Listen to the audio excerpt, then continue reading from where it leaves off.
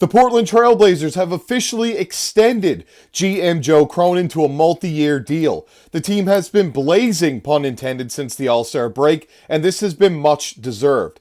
But what do you need to know about Joe Cronin and the Portland Trail Blazers' future? Well, we're going to break down everything on that in this episode of Joe Merce Sports Podcast. I'm your host, Joey Mercer, and before we get into it there today, I just want to make sure that everybody who's watching these videos, make sure to go down below, hit that subscribe button, turn on the bell for notification, and every single time we upload, you'll be able to stay up to date with our takes here on the NBA. So without further ado, let's get right into the task at hand, which is talking about the Blazers extending general manager Joe Cronin. This article is by Don Higney of The Score, and we can see it starts by saying the Portland Trail Blazers signed general manager Joe Cronin to a multi-year contract extension the franchise announced on Monday, being today.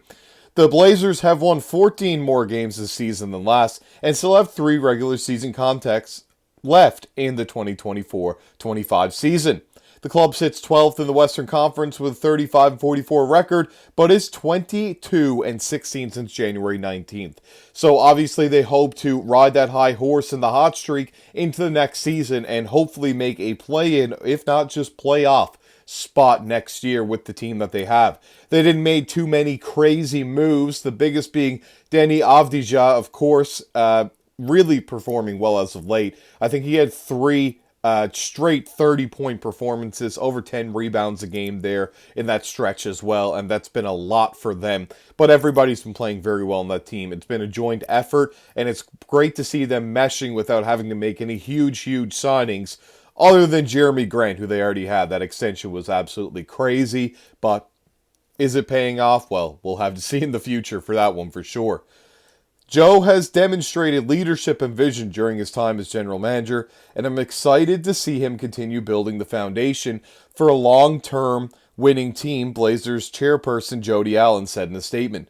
We are thrilled with the team's forward momentum and excited for the future of Trailblazers basketball, and they definitely have a reason to be. As we mentioned, 22-16 since January the 19th, and that's definitely a very solid record, one of the better ones in the NBA, so definitely something to look forward to, and I think that is largely in part to the structure of the team, but also Coach Chauncey Billups, let's not forget about him, who's been great since taking over the Portland Trailblazers.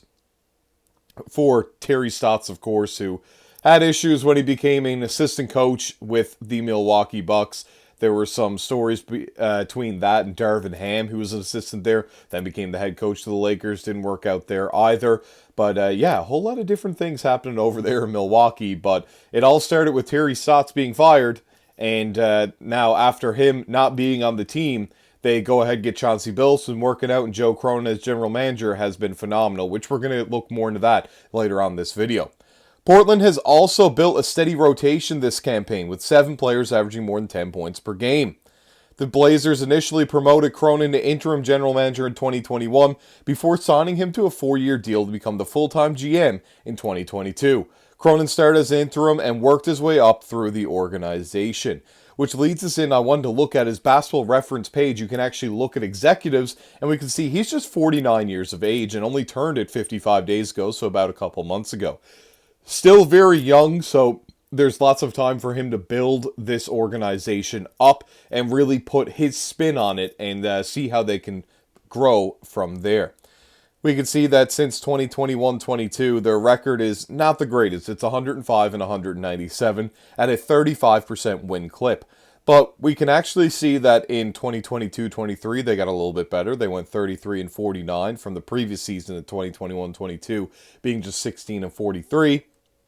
And then we can see last year, they're 21 and 61, and already this season, they have a 44% win percentage at 35 and 44, so it looks like it's going up there. There's been some absolutely major deals that he's made since being there for sure. They did move on from Robert Covington and Norman Powell, which allowed them to rebuild by acquiring Eric Bledsoe, Keon Johnson, Justice Winslow, and a second-round draft pick there, so that allowed them to get younger with guys like Keon Johnson, taking a contract in Eric Bledsoe that obviously basically evaporated there, and Justice Winslow as well. So they took on some lower one-year contracts there, got rid of Norman Powell and Robert Covington at the time and decide they were looking to maybe rebuild a little bit more. They also moved on from C.J. McCollum, Larry Nance Jr., and Tony Snell during this time for Nickeil Alexander-Walker, Josh Hart, Didi Luzatis, and Thomas Satoransky in a 2022 first, some seconds as well in that trade that they made in February 8th of 2022. And obviously moved on from all of those players too. So shedding some contracts here without having to take on some major money is definitely a big deal. And interesting to see that for sure. As part of a three-team trade then on February 9th, the very next day, they traded Nickeil Alexander-Walker to the Jazz and also Satoransky to the Spurs. They ended up getting back in this trade. We can see this was the one that they got Joe Ingles and Elijah Hughes and some more draft compensation. And then when we go all the way up to 2023, they're making some more big trades, some four-team trades. They get Matisse Thybulle back in that and some more draft compensation. Then another deal right here, we can see that that was the one where Gary Payton II went back to the Golden State Warriors from the Portland Trail Blazers. And getting some more draft compensation there. So he's really done a really good job at rebuilding this team.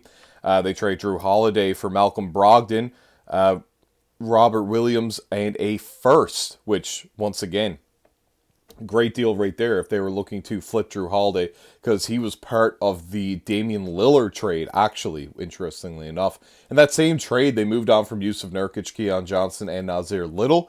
They moved Damian Lillard to the Bucks. The Bucks then traded Grayson Allen to the Suns, and then we can see that they get back Drew Holiday, DeAndre Ayton, and Toumani Camara, who has been great since he's been on the Trailblazers. So they got some value there for sure for Damian Lillard and Drew Holiday in the long run. And then we can see they actually flipped that Malcolm Brogdon and Bub Carrington and a second later on for Denny Avdija, who's been great for them since. So some really good moves that have materialized over a few seasons from him, and I look forward to what he's going to be able to do with the team in the future. This is all I've got to say on this topic here right now, but let me know what you think down below in the comment section about this video. Make sure to subscribe to the channel, like the video, comment on the video as always, and I'll see you all in the next one.